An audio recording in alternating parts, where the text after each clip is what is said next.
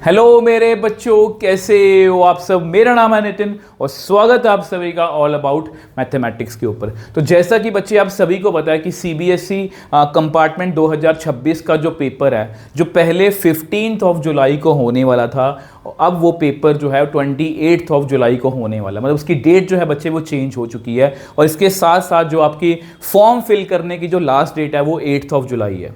इसके रिगार्डिंग मैं already video बना चुका हूं, अगर आप चाहो तो चैनल पर जाके देख सकते हो। ठीक है, तो चाहे आप प्राइवेट स्टूडेंट हो चाहे आप रेगुलर स्टूडेंट हो, आपकी लास्ट डेट जो है 8 जुलाई है। और चाहे आप कंपार्टमेंट का पेपर देने जा रहे हो चाहे आप इंप्रूवमेंट का पेपर देने जा रहे हो बच्चे, आपका जो पेपर है वो सेम है।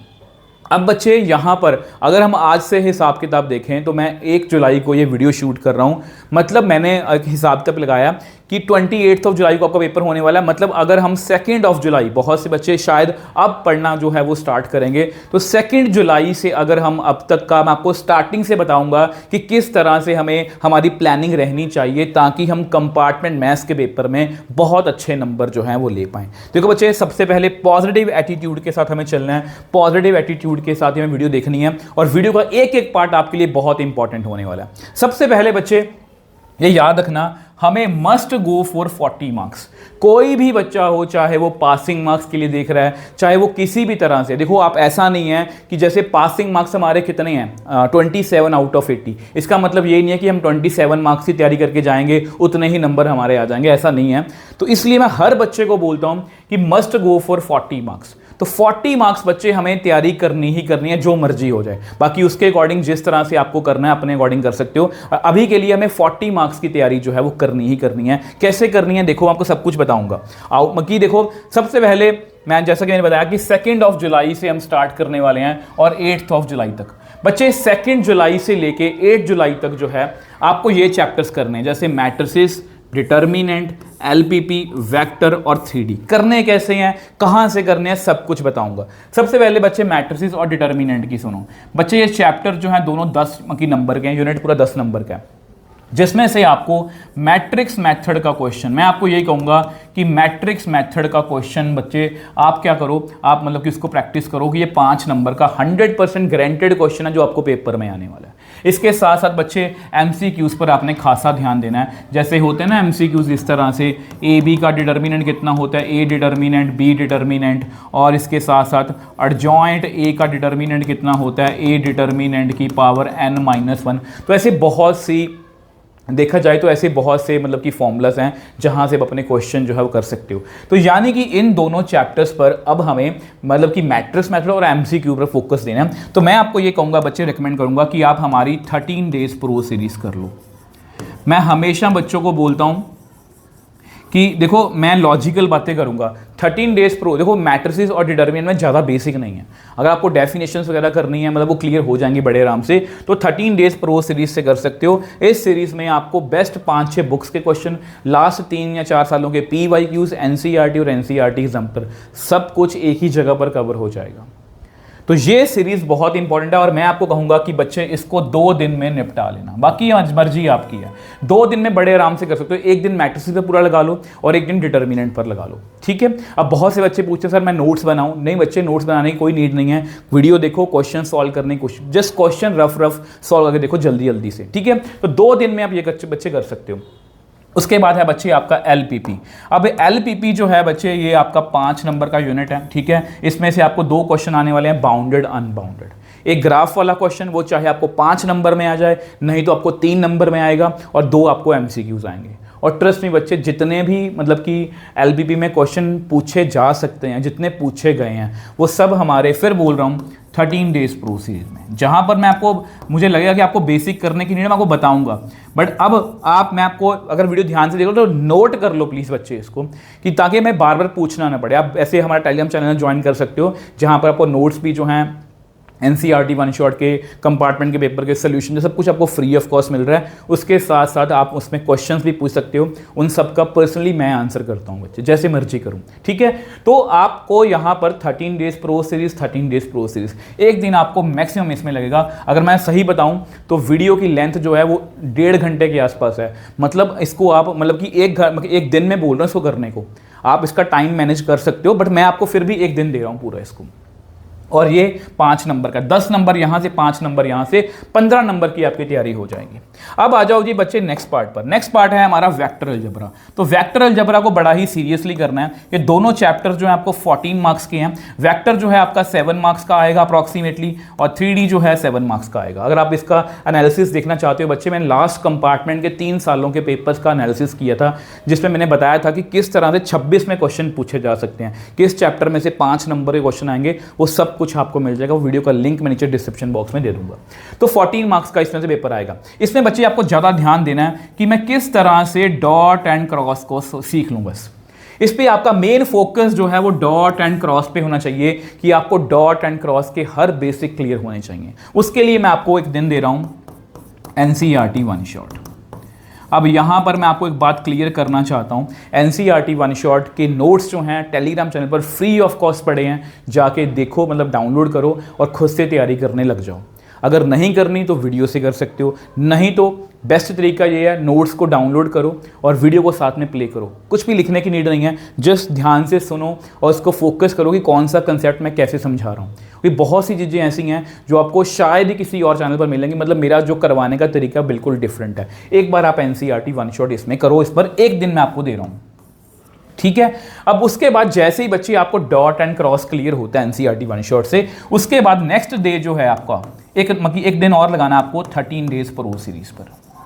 13 डेज प्रो सीरीज से आपको क्वेश्चंस का लेवल पता लग जाएगा कि वेक्टर में से किस तरह के क्वेश्चंस जो हैं पूछे जा सकते हैं। अब सेम उसी तरीके से बच्चे आपको ये पैटर्न यहाँ पर भी फॉलो करना है। इसमें बच्चे आपको स्ट्रेट लाइन में भी 3D में भी NCERT, और उसके बाद 13 डेज प्रो सीरीज।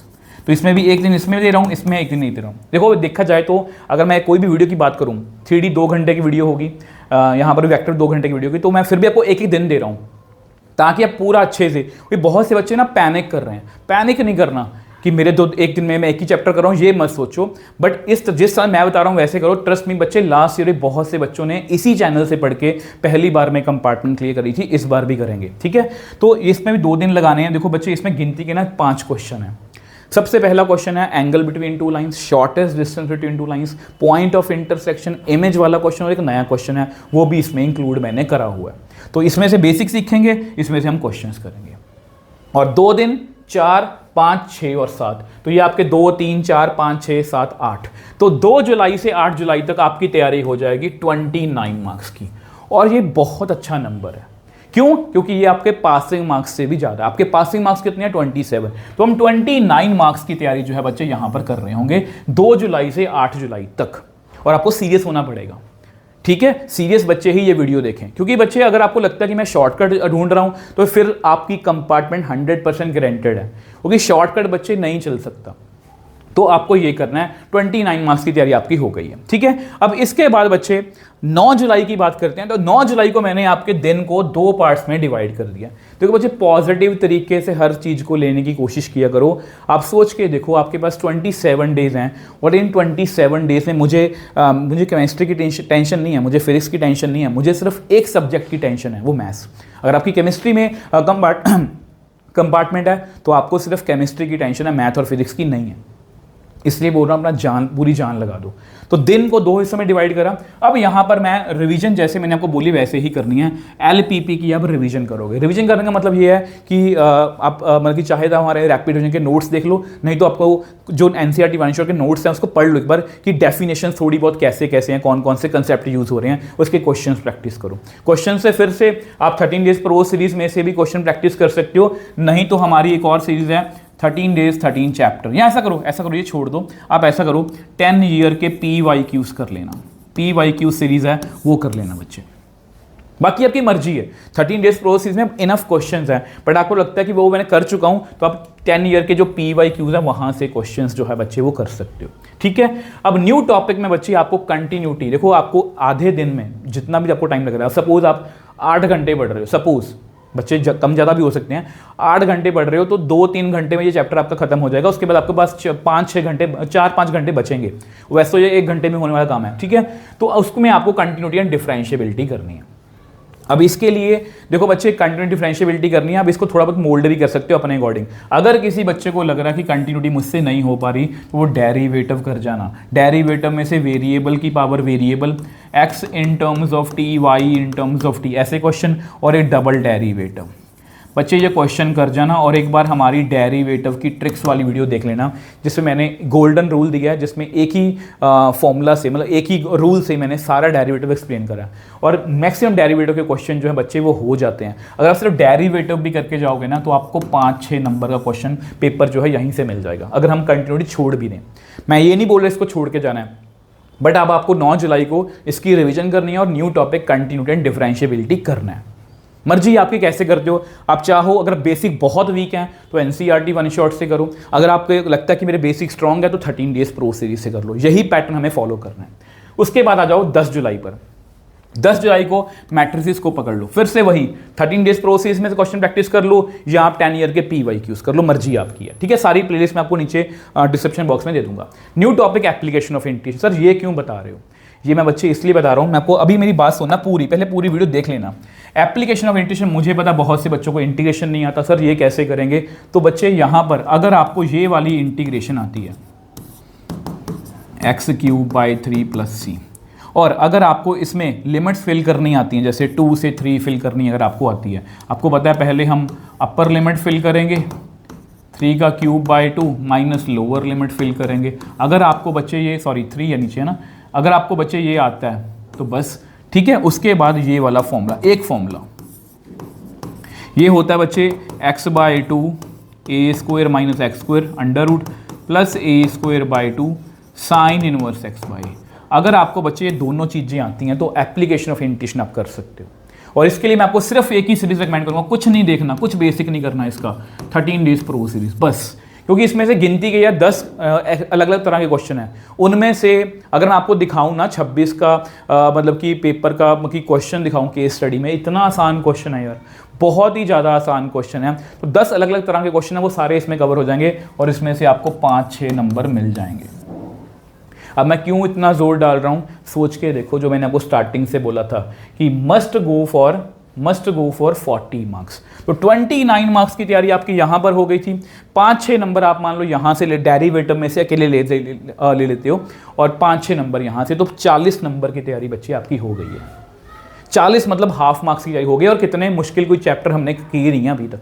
अब इसके बाद बच्चे आपकी मर्जी है, आप जिस तरह से मर्जी चल लेना। 11 जुलाई डिटर्मिनेंट की आप रिवीजन कर सकते हो, वही 13 डेज प्रो सीरीज या PYQs। अब new topic relation and function. अब इसके लिए ऑब्वियसली बात आपको पता है, इसमें 1-1-on-2 और इक्विवेलेंस का क्वेश्चन आ सकता है, तो इसलिए मैं रेकमेंड करता हूं आपको, बेसिक क्लियर नहीं है तो एनसीईआरटी वन शॉट, अगर बेसिक क्लियर है तो 13 डेज प्रो सीरीज।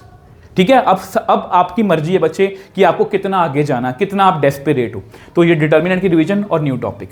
इसके बाद बच्चे वेक्टर अलजेब्रा की रिवीजन, फिर उसी पैटर्न से 13 डेज प्रो सीरीज या अपनी PYQs। न्यू टॉपिक जो है वो है इनवर्स ट्रिग्नोमेट्री।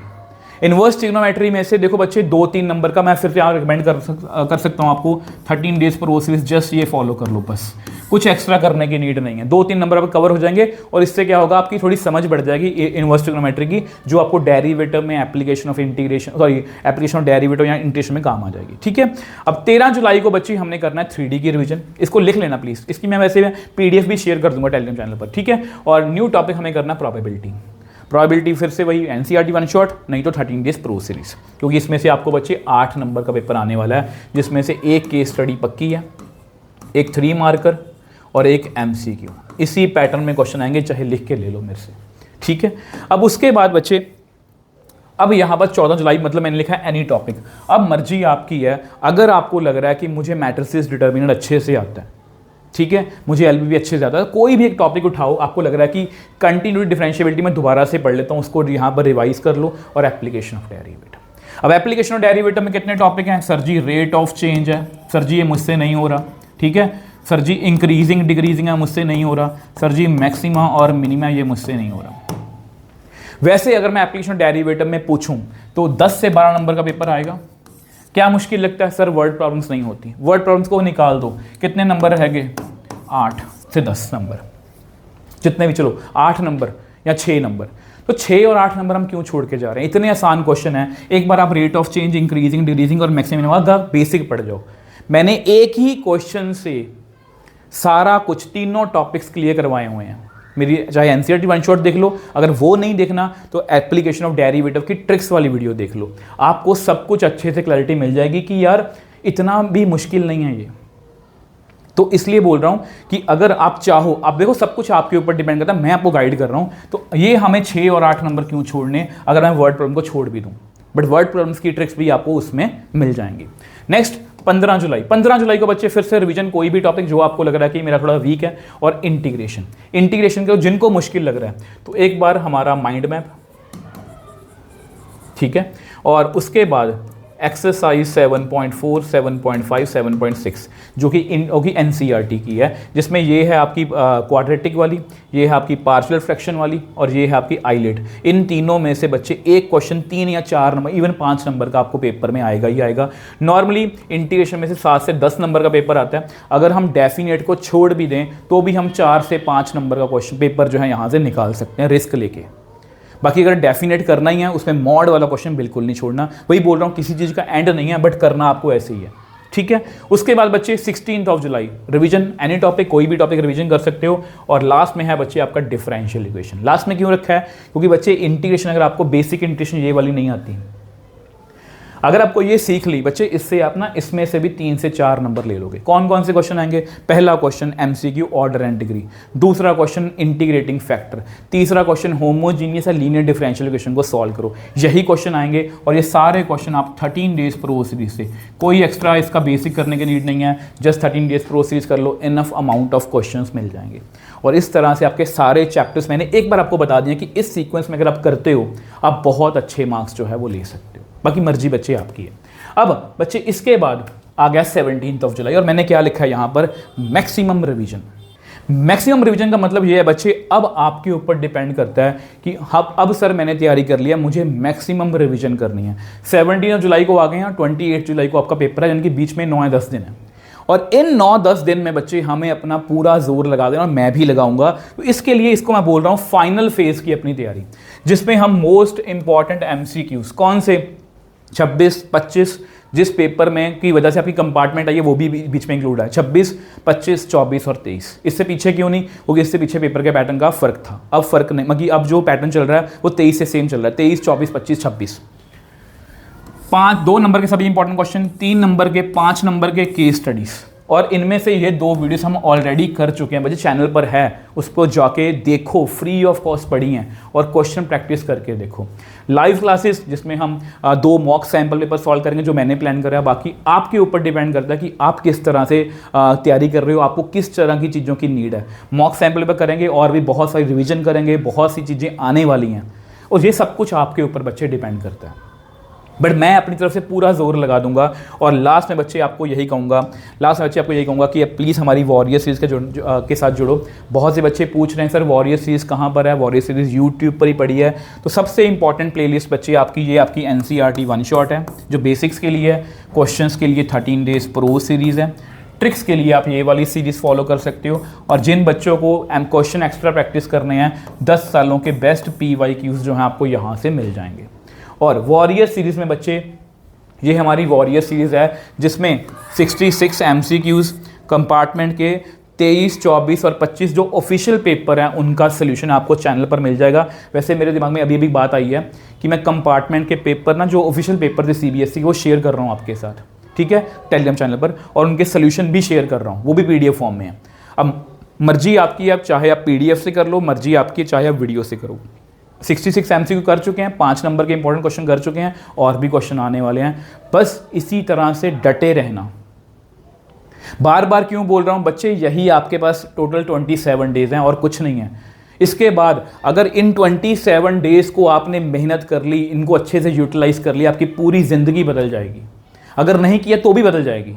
ऑब्वियस सी बात है, फिर लूप में फंस जाओगे, नेक्स्ट ईयर फिर से कंपार्टमेंट देनी है, और हो सकता है कि मनपसंद कॉलेज ना मिले, या साल वेस्ट होगा या अच्छा कॉलेज नहीं मिलेगा। तो इसलिए इन सब चीज़ों को सोचो कि इसके बैड पॉइंट्स क्या हैं अगर मैं तैयारी नहीं करूंगा। अगर कभी भी नेगेटिविटी आए ना तो सोचो यार, नेगेटिविटी अगर आ रही है तो अगर मैं नहीं करूंगा तो ये होगा मेरे साथ। तो इसलिए बच्चे लग जाओ बस। और लास्ट में बच्चे आप सबसे यही कहना चाहूँगा कि ट्रस्ट में बच्चे, अगर आप दिल से सच्चे मन से मेहनत करोगे ना, इस बार हम कंपार्टमेंट या इंप्रूवमेंट के एग्ज़ाम में बहुत अच्छे मार्क्स जो हैं वो लेने वाले हैं। तो गुड लक।